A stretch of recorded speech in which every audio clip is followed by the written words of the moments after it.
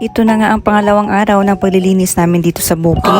Wala na nga kaming inaksayang oras. Pagdating nga namin ay nagpausok na agad ako para nga pantaboy sa mga masasamang elemento. Medyo tanghali na nga kami dumating dito. Kaya mainit na nga ang sikat ng araw. Kaya si Mister ay wala nang patumpik-tumpik pa. Nag-grass cutter na nga siya agad. Hindi na nga matigas ang naiwang mga damo. Kaya alam ko maaga kaming matapos dito.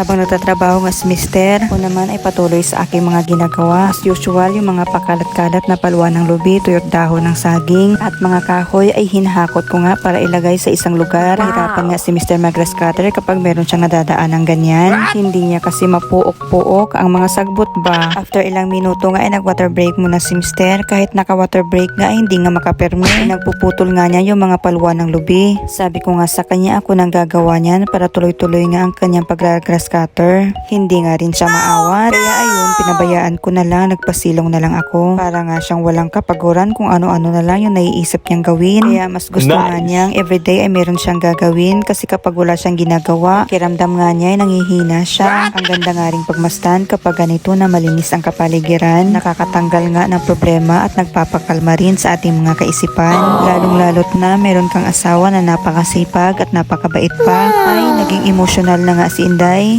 Back to work na nga tayo at baka magkaiyakan pa. Dahil mainit na nga sa pinagkakasilungan ko ay lumipat na nga ako ng pwesto at nagpatuloy na nga ako sa aking ginagawa. Sarap nga gumalaw-galaw lalo na't malawak yung sa paligid mo. Sinusunod ko nga kuha yung madadaanan ni Mister ng mga paluan ng lubi or mga sanga-sanga ng kahoy. Pwede nga rin naming pabayaan yung mga napupulot kong paluan ng lubi o kaya mga kahoy. At hayaan na lang madagta at bumalik nga sa lupa. Kaya lang naalibadbaran ako, hindi nga ako komportable, napakalat-kalat nga sila kung saan-saan. Kaya ayun, pinagdadampot ko na lang at nang hindi naman masakit sa mata, napakalat-kalat lang sila. Sa ngayon nga ipinagpuputol pa nga namin yung mga saging na tumutubo. Pero yung sa mga dulo na saging na saba ay hinahayaan nga naming mabunga. Hindi nga rin maselan ang mga saging na saba. Kahit hayaan mo lang dyan ay makakasurvive nga sila. Pero itong saging na lakatan nga, hindi mo nga lang ito malagaan ay magiging bansot na nga sila. At hindi na nga makapagbibigay ng magandang bunga. Wala nga pinapalampas na mga damo si Mister. Kahit ngayong mga bagong tubo pa nga lamang ay pinagpuputol na nga niya. Nangarap nga rin ako noon na manirahan sa city. Pero ngayon ang bago nga ang isip ko. Mas gusto ko na nga lang tahimik na buhay at walang mga mata ng marites na nakaaligid sa'yo. At kung meron nga mga marites dito ay naku, bahala na sila sa mga buhay nila. Mabuti nga lang at pareho kami ng iniisip ni Mister. Ito nga rin ang gusto niya, yung makakapag-alaga siya ng mga hayop. At malayo nga sa ingay ng mga sasakyan. Pasalamat nga ako sa Panginoon at pinagtagpo niya kami at itinadhana rin.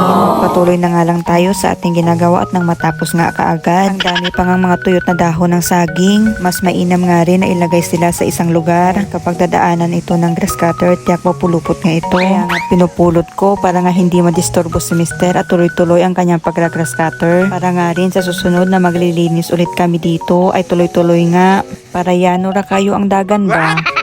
Ang ganda nga pagmasdan ang kalangitan, napakakalmado nga lang. Ito nga pinapausok ko ay unti-unti ngang nawawala. Baka ayaw nga ng masamang elemento sa usok, kaya nga pinapapatay nila. Kaya ayun, sinigaan ko ulit. Nahirap nga akong pasigaan yan, kaya ayun kumuha ako ng mga tuyot na damo. At sa wakas nga ay umusok na ulit. Binalikan nga ni Mister yung mga damo sa gilid-gilid bago niya tatapusin ang sa harap para diretso uwi na nga kami. Pati nga doon sa dulo ay binalikan niya. Hindi ata siya kontento sa trabaho niya kahapon. At ito na nga at malapit na kami matapos. Dito na nga kami sa harap. Pati nga rin yung ligaw na punong kahoy ay pinagpuputol ko nga habang maliit pa. Dahil kapag lumaki na nga ito ay mahirap na nga putulin.